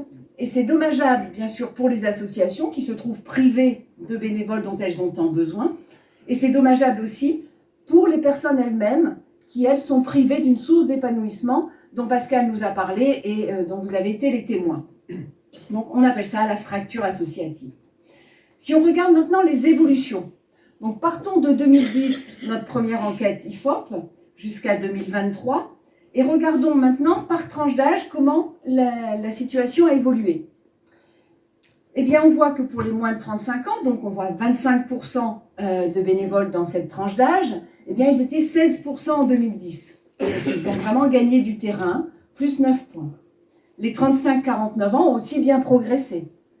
Ils atteignent maintenant 23%, plus 5 points. Les 50-64 ans, eux, ont diminué, moins 7 points. Et les 65 ans et plus, eux, ont perdu 13 points. Ils partent de très haut, ils partent de 38% en 2010 et 25% en 2023. On retrouve là nos 25% aux deux extrémités. Donc voilà pour les évolutions par âge. Maintenant, regardons l'intensité, ce qu'on appelle, nous, l'intensité de l'engagement. C'est-à-dire qu'on distingue les bénévoles qui interviennent chaque semaine dans leur association, qui sont vraiment les moteurs, les chevilles ouvrières de l'association, et puis les bénévoles qui interviennent ponctuellement, quelques heures par mois ou quelques fois dans l'année. Toujours pareil, en 2010, les 12,5% de bénévoles, de Français intervenant chaque semaine dans l'association, en plus clair, et en plus foncé, 9,2. Donc on a perdu 3,3 points. Et on en a gagné 3,5 pour les bénévoles dits ponctuels, qui sont aujourd'hui plus nombreux. Donc ce niveau, finalement, n'a pas beaucoup bougé, mais les formes d'engagement ont beaucoup évolué et la proportion de bénévoles dits ponctuels est bien plus importante qu'auparavant. Si on regarde maintenant, en complément de ce que nous disait Pascal, justement là sur le vécu, l'expérience même des bénévoles, et si on regarde ici les attentes des bénévoles aujourd'hui, là on est en 2023, eh bien la question qui leur a été posée, c'est quelles seraient vos attentes pour mieux vivre votre engagement? Eh bien en premier lieu, ils nous citent l'aide d'autres bénévoles. On n'est pas très surpris quand on vient de prendre connaissance justement des dernières évolutions avec un bénévolat plus ponctuel. On sait aussi que de nombreux besoins sont croissants, dans la solidarité notamment, mais pas que. Donc c'est vraiment la première demande, des bénévoles. Et puis vient ensuite la formation et les conseils. Et là, on le voit aussi dans les motivations et dans les satisfactions des bénévoles, de cette envie d'être utile, de bien faire, et on est de plus en plus prêt à se former. On a eu là des témoignages aussi de ce point de vue. Donc la volonté d'être utile, de faire mieux, d'être plus efficace, et en même temps, on sait qu'on va pouvoir, pas pour tous peut-être, mais en tout cas, nombreux sont ceux qui vont pouvoir valoriser, qui vont avoir à cœur de valoriser les savoir-faire et aussi les savoir-être acquis dans leur engagement. Et c'est vrai que ça concerne de plus en plus les jeunes et qu'ils ont été bien encouragés dans ce sens. Après, on a des attentes qui, quand même, sont moins citées, mais ce sont des signaux qui doivent interpeller les associations, qui sont le signe quand même que les choses ne se passent pas toujours si bien que cela, et qu'on a pour 17% des bénévoles un souhait d'être davantage associés aux décisions de l'association. C'est aussi pour d'autres avoir plus d'attention, une meilleure reconnaissance de la part des dirigeants. Aussi d'avoir plus d'informations sur l'association, avoir une plus grande liberté d'initiative et aussi une définition plus précise de la mission. Donc on voit qu'on est... On ne va pas parler d'un bénévolat en crise ou de crise du bénévolat parce qu'on préfère parler, nous, d'un bénévolat en mutation. On vient de voir très rapidement les tendances profondes observées depuis 2010. Pascal nous a beaucoup parlé aussi des évolutions de la société, sans parler, mais on peut les citer, la transition numérique, la transition écologique, beaucoup de mobilité, aussi une vie associative qui s'est professionnalisée, qui a été bousculée par la crise sanitaire, et pas forcément dans le mauvais sens du terme, ça a parfois été utile de se poser un petit peu, de revoir le fonctionnement, le projet associatif, voir les statuts de l'association. Mais tout ça entraîne des changements, des bouleversements. Et du coup, le bénévolat aujourd'hui, dans les enquêtes qu'on mène auprès des dirigeants, et donc pas là de l'ensemble des bénévoles, mais des dirigeants associatifs, eh bien c'est leur premier sujet de préoccupation. Devant le renouvellement des dirigeants, mais aussi en lien avec les difficultés de renouvellement des dirigeants. Et là, par contre, devant la situation financière, ce qui n'était pas le cas au début de nos travaux, il y a une quinzaine d'années. Donc, pour accompagner ces changements, eh bien, il faut d'abord peut-être avoir une image objective et récente du bénévolat, ce que nous avons essayé de vous apporter, et du coup, déconstruire certains préjugés. On entend trop souvent dire « les jeunes ne s'engagent plus ». J'espère vous avoir convaincu du contraire. En tout cas, l'IFOP nous y aide avec une enquête depuis 2010, des questions identiques, une méthodologie identique, et c'est aussi de ce qu'on constate dans d'autres travaux, donc avec une progression de l'engagement des jeunes. Alors c'est vrai que les bénévoles s'engagent plus souvent ponctuellement.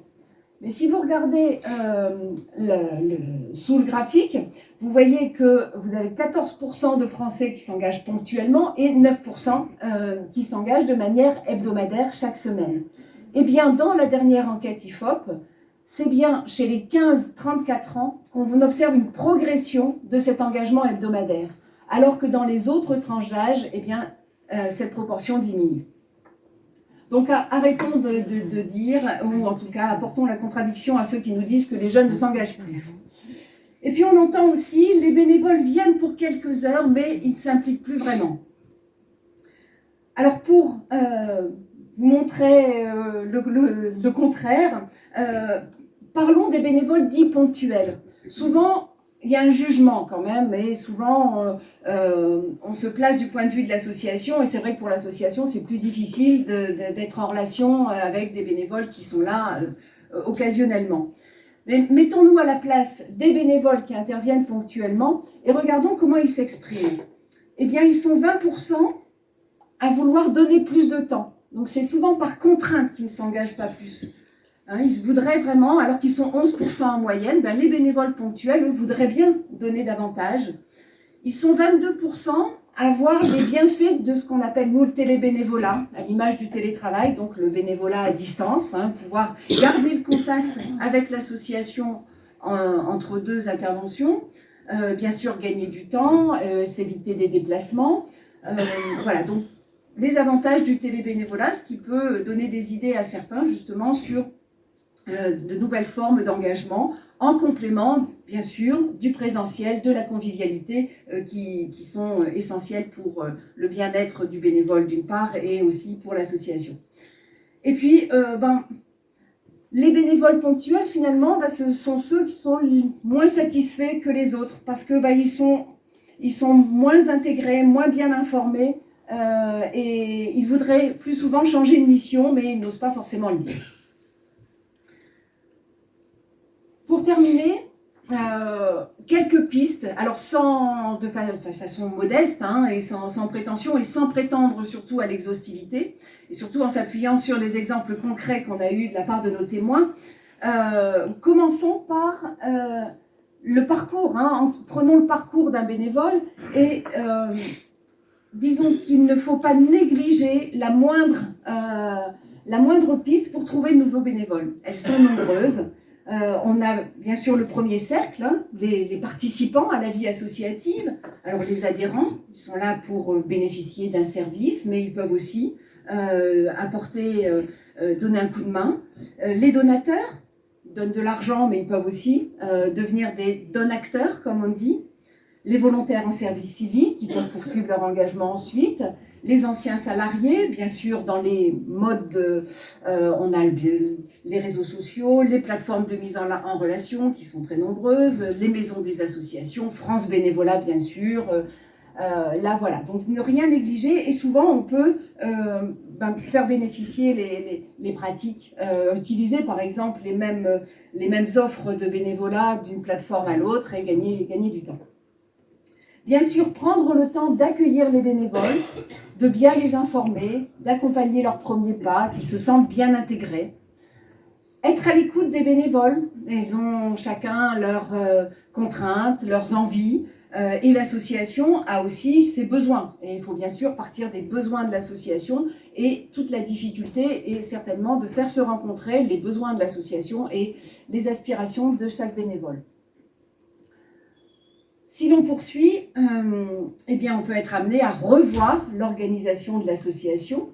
C'est ce que vous avez fait dans vos associations, de bien définir, reprendre le rôle de chaque bénévole, de désigner un interlocuteur privilégié. C'est une mission à part entière que d'accueillir, animer l'équipe des bénévoles, au même titre qu'il y a une responsable des ressources humaines salariées, eh bien, il pourrait y avoir l'équivalent pour les bénévoles. En tout cas, là, il y a un rôle essentiel à jouer dans les associations, dans le contexte actuel. Et puis aussi, identifier les besoins, alors en compétences ou bien dans l'emploi du temps, pour accueillir de nouveaux bénévoles. Il faut oser de nouvelles pratiques. Des nouvelles pratiques, la vie associative justement l'autorise, on a le droit d'essayer, de se tromper et pourquoi pas, dans le meilleur des cas bien sûr, adopter des pratiques nouvelles qui sont tout à fait bénéfiques. Alors des nouvelles pratiques qui vont inciter les bénévoles à s'engager et qui vont aussi rassurer, parce que beaucoup d'entre eux, souvent, je reviens un peu au manque de temps, mais c'est vrai que la gestion du temps est un vrai problème. Il y a aussi le partage des responsabilités, le partage des risques. Le bénévolat peut faire peur, notamment pour les associations employeuses. Donc, de trouver des nouvelles pratiques pour partager ses responsabilités, les binômes, la collégialité, à 8, pourquoi pas, le mentorat, le télébénévolat, et puis aussi l'accueil de publics de plus en plus différents. Les étudiants, ils sont souvent encouragés, de plus en plus d'ailleurs, à passer un temps de bénévolat dans les associations pour bénéficier de points supplémentaires dans leurs notes. Alors, ils sont de passage, mais c'est déjà un beau geste, je dirais, de donner l'occasion à des étudiants de découvrir la vie associative. Et puis, ce sont des bénévoles en puissance. Ils peuvent, pourquoi pas, se plaire dans votre association et continuer de donner un coup de main et plus si affinité. Le mécénat de compétences, on en a parlé, et aussi donc l'implication des adhérents. Pour terminer, et sans être exhaustive, vous avez certainement beaucoup de témoignages à nous apporter là-dessus, mais les dispositifs de valorisation du bénévolat. Il y a la valorisation comptable du bénévolat, mais il y a aussi différents dispositifs de valorisation qui sont peu utilisés. Alors, les médailles dans le sport, mais c'est aussi la validation des acquis d'expérience, le compte engagement citoyen, le passeport bénévole de France Bénévolat, il y a aussi le recueil de compétences du ministère. Donc, il y a quand même une dizaine d'outils, voire plus, qui existent, qui sont peu utilisés et qui peuvent, pour certains bénévoles, être un facteur d'encouragement et en tout cas de reconnaissance de leur engagement qu'ils peuvent ensuite valoriser par ailleurs. Donc c'était un état des lieux rapidement brossé. Pascal l'avait commencé. J'espère que ça va vous aider dans votre décision. Et si vous voulez aller plus loin, on a un site internet et en tant qu'association, nos publications sont bien sûr en libre accès. Elles sont là pour vous accompagner dans votre vie associative, dans votre vie de bénévole, avec une newsletter également à votre disposition. Monsieur le Président. Merci beaucoup, Madame la Directrice, pour cette présentation très documentée. Vous pouvez regagner votre place. J'appelle maintenant à la barre le procureur, Antoine Colombo. Vous avez la parole pour votre réquisitoire et vous disposez de 5 minutes. Donc je vous demanderai d'être concis. Merci à tous. Merci Madame la Directrice de passer derrière vous. J'ai le sentiment que ça me donne un peu d'eau à mon moulin pour réinventer le bénévolat. Mesdames, Messieurs, nous sommes là ici pour examiner avec un regard critique le bénévolat, une pierre angulaire de notre tissu social, à la lumière des défis qu'il rencontre aujourd'hui. Au premier chef d'accusation, qui est sur la gouvernance archaïque, vous avez pu le voir sur nos questions pertinentes, percutantes, la gouvernance dans beaucoup de nos associations semble figée dans le passé.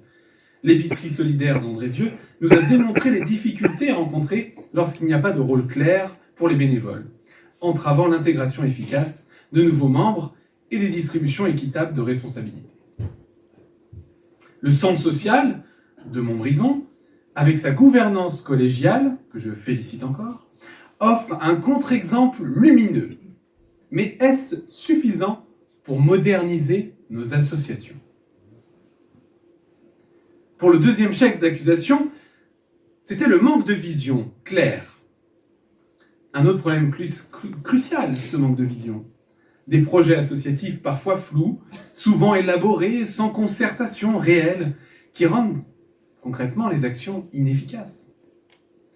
Aesio, sous la direction de Myriam Fornery, montre comment une vision et une concertation claire peuvent fortifier les initiatives associatives. Mais cette pratique est-elle la norme ou l'exception ? Sur le troisième chef d'accusation, on parlait de l'opérationnalité et la communication. La faiblesse, clairement, dans l'opérationnalité et la communication interne est un frein majeur. L'Office musical de Saint-Étienne a mis en évidence les défis de coordination entre divers groupes, soulignant l'importance d'une communication efficace. Une opérationnalité adaptée aux réalités contemporaines est indispensable pour garder les bénévoles engagés et orientés vers des objectifs pertinents. Le dernier chef d'accusation, c'était l'équilibre bénévole-salarié. Il concerne l'équilibre délicat entre les bénévoles et les salariés, particulièrement dans les grandes structures. Il est crucial que cet équilibre ne penche pas trop en faveur des salariés, au risque de marginaliser les bénévoles. Des organisations, comme Aesio, montrent qu'il est possible de maintenir cet équilibre. Mais cela reste un défi continu. Les bénévoles doivent être vus comme des partenaires égaux dans la formulation de la stratégie et la prise de décision pour le cœur et l'âme du bénévolat restent intacts. Pour conclure, c'est pourquoi à cette question, faut-il réinventer le bénévolat ? Eh bien, je répondrai par oui, car les défis présentés nécessite une réponse audacieuse. La réinvention du bénévolat implique une gouvernance dynamique, une vision, une communication claire et un juste équilibre entre les bénévoles et les salariés. Seule une telle évolution garantira que le bénévolat continue d'être une force vitale, capable de s'adapter et de prospérer au cœur de nos communautés.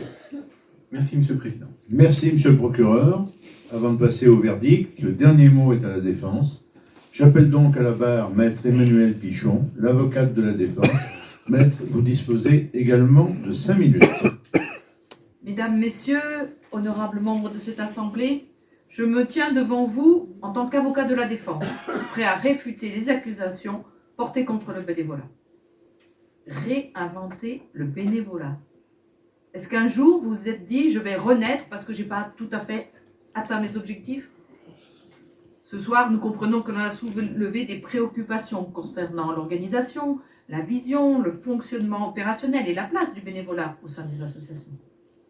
Cependant, nous vous demandons de considérer ces points avec un regard nuancé et de reconnaître les efforts constants entrepris pour améliorer la situation. Avec les 4 exemples inspirants que nous venons d'interroger, nous avons démontré l'impact positif du bénévolat et de l'engagement communautaire. Ces organisations, à savoir l'Office musical, Aesio, l'épicerie sociale et solidaire et le Centre social de Montbrison, sont des phares brillants dans le paysage associatif, illustrant la puissance transformative du volontariat. Oui, monsieur le procureur, je reconnais que vos témoins représentent de belles associations. Pour ce qui traitait du manque de vision dans les projets associatifs, l'accusation selon laquelle nos projets associatifs sont flous est une simplification exagérée. Nous avons des exemples concrets de projets clairs qui ont eu un impact positif. Des initiatives sont en cours pour clarifier et communiquer les objectifs des projets. La flexibilité est une force permettant une adaptation aux besoins changeants. Les mécanismes d'évaluation informels, sont souvent plus efficaces que des rapports formels. Pour l'exemple, l'Office musical, où la passion pour la musique a uni des bénévoles autour d'une vision commune. Ces individus dévoués ont montré que le bénévolat peut transcender les rôles conventionnels, créant ainsi une harmonie unique qui se traduit par des projets musicaux vibrants et inspirants.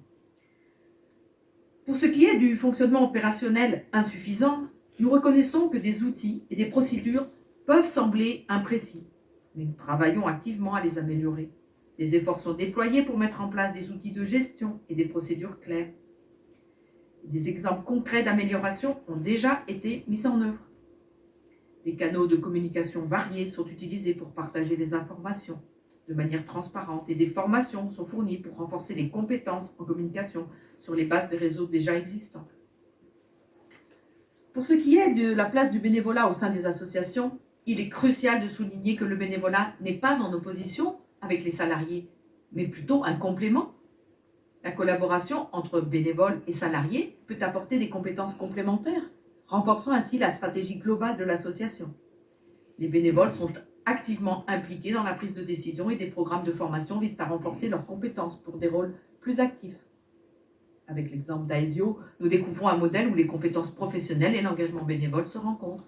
La collaboration entre les salariés et les bénévoles illustre la force de cette synergie hybride, prouvant que le bénévolat peut s'intégrer de manière transparente dans un contexte professionnel pour atteindre des résultats significatifs.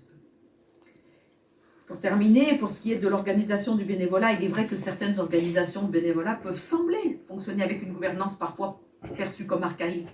Cependant, nous insistons sur le fait que cette tradition peut apporter stabilité et expérience. Nous entreprenons des démarches pour moderniser nos gouvernances, mais cela nécessite du temps et nous ne devons pas compromettre l'efficacité. Des formations et des supports sont déjà en place pour clarifier les rôles des bénévoles et des efforts sont faits pour améliorer continuellement l'intégration des nouveaux membres. Tous ces éléments, mesdames, messieurs, prouvent que le bénévolat est bien plus qu'une simple contribution individuelle. Il est le catalyseur d'une action collective significative. Chacune des organisations relève des défis uniques en plaçant des bénévoles au cœur de leurs efforts. Mesdames et messieurs, nous reconnaissons les défis auxquels nous sommes confrontés, mais nous insistons sur le fait que ces accusations ne reflètent pas la réalité complète du bénévolat. Je vous invite à considérer ces réussites comme autant de sources d'inspiration pour l'avenir. Les leçons tirées de ces organisations peuvent guider d'autres initiatives vers un modèle où le bénévolat n'est pas seulement une contribution, mais un pilier central autour duquel se construit une communauté solidaire et prospère. C'est pourquoi, à la question « Faut-il réinventer le bénévolat ?», je répondrai par non, car s'il faut le faire évoluer, il n'y a pas besoin de le réinventer. Je vous remercie de votre attention. Merci, maître.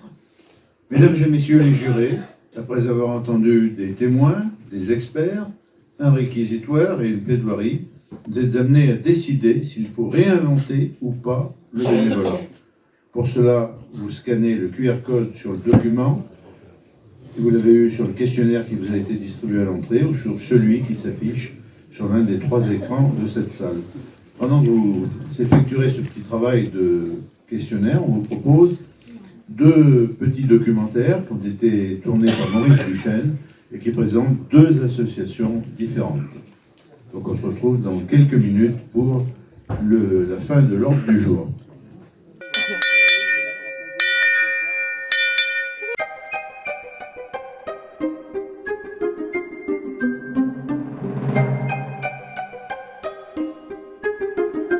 Ça signifie animation, sentier, patrimoine à Essertine à Châtelneuf. Le volet principal pour nous, c'est le patrimoine. Donc on a comme mission l'entretien, la valorisation du patrimoine bâti de la commune, à savoir le site d'Essertine-Basse, puis tout ce qui est croix en pierre, pont. Le deuxième axe, c'est les sentiers. Donc on a balisé et on entretient des sentiers de randonnée pour inciter le promeneur à découvrir notre patrimoine, justement. Et le troisième axe, c'est les animations, donc toujours en lien un peu avec la culture. Cette chapelle, elle est du 11e, 12e siècle. Toute la partie matérielle, à savoir les bancs, les vitraux, ne sont pas à l'inventaire. À ce jour, on a 75 adhérents et ça va crescendo. On a de plus en plus d'adhérents. Mais on utilise toutes les compétences, donc on a des bâtisseurs qu'on appelle, c'est-à-dire des messieurs et même une dame qui remontent les murs en pierre, puisqu'il y a beaucoup de murs en terrasse, puisque jadis il y avait beaucoup de terrasses. On a tous ceux qui nettoient, qui remettent à jour les anciennes maisons, troglodytes un peu. Tout ça existe grâce aux bénévoles. Sans eux, on ne pourrait rien faire. Merci aux bénévoles.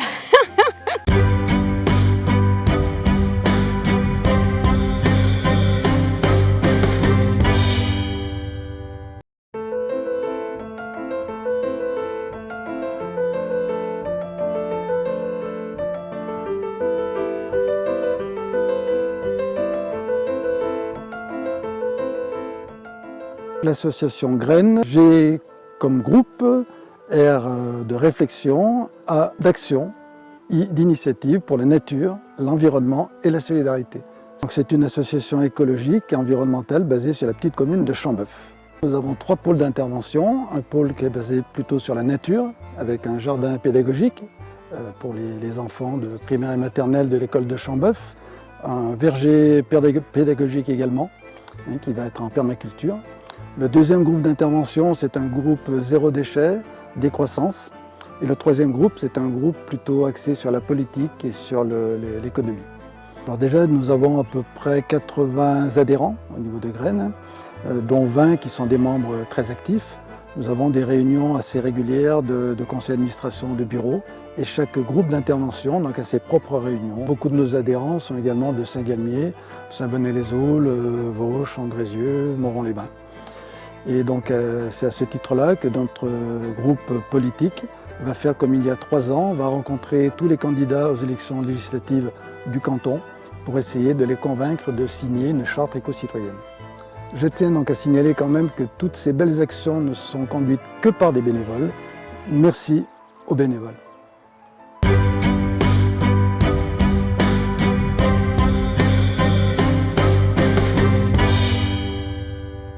Alors, si la technologie a bien fonctionné, on devrait voir apparaître sur l'écran dans quelques secondes le verdict du jury.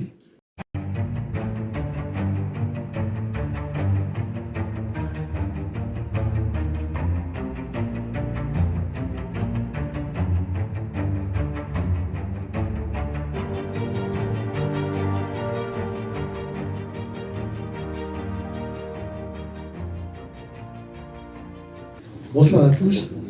Donc une bonne nouvelle. Donc France Bénévolat, TL7 et le collectif Le Bénévolat Parlons-en ont la joie et le plaisir de vous annoncer que le site Les Merci, pour la 3e année consécutive, va s'ouvrir à partir de demain. Donc vous avez un projet, votre association a un projet. Profitez du site pour déposer ce projet dans une des 4 catégories et éventuellement profiter d'un coup de pouce financier au terme de l'étude de vos dossiers. Voilà. Médiatiser le bénévolat et montrer les belles actions qui sont faites sur tous nos départements, aussi bien culturel que patrimonial, qu'environnemental, que social, et ben ça c'est super important. Merci beaucoup pour cette soirée. Inscrivez-vous sur le site lesmerci.fr, ça dure toute l'année et c'est un site qui permet non seulement effectivement d'avoir un coup de pouce financier, mais aussi et surtout un coup de pouce médiatique pour mieux faire connaître ces belles actions et pour encourager le bénévolat dans tout notre département. Merci à vous à tous.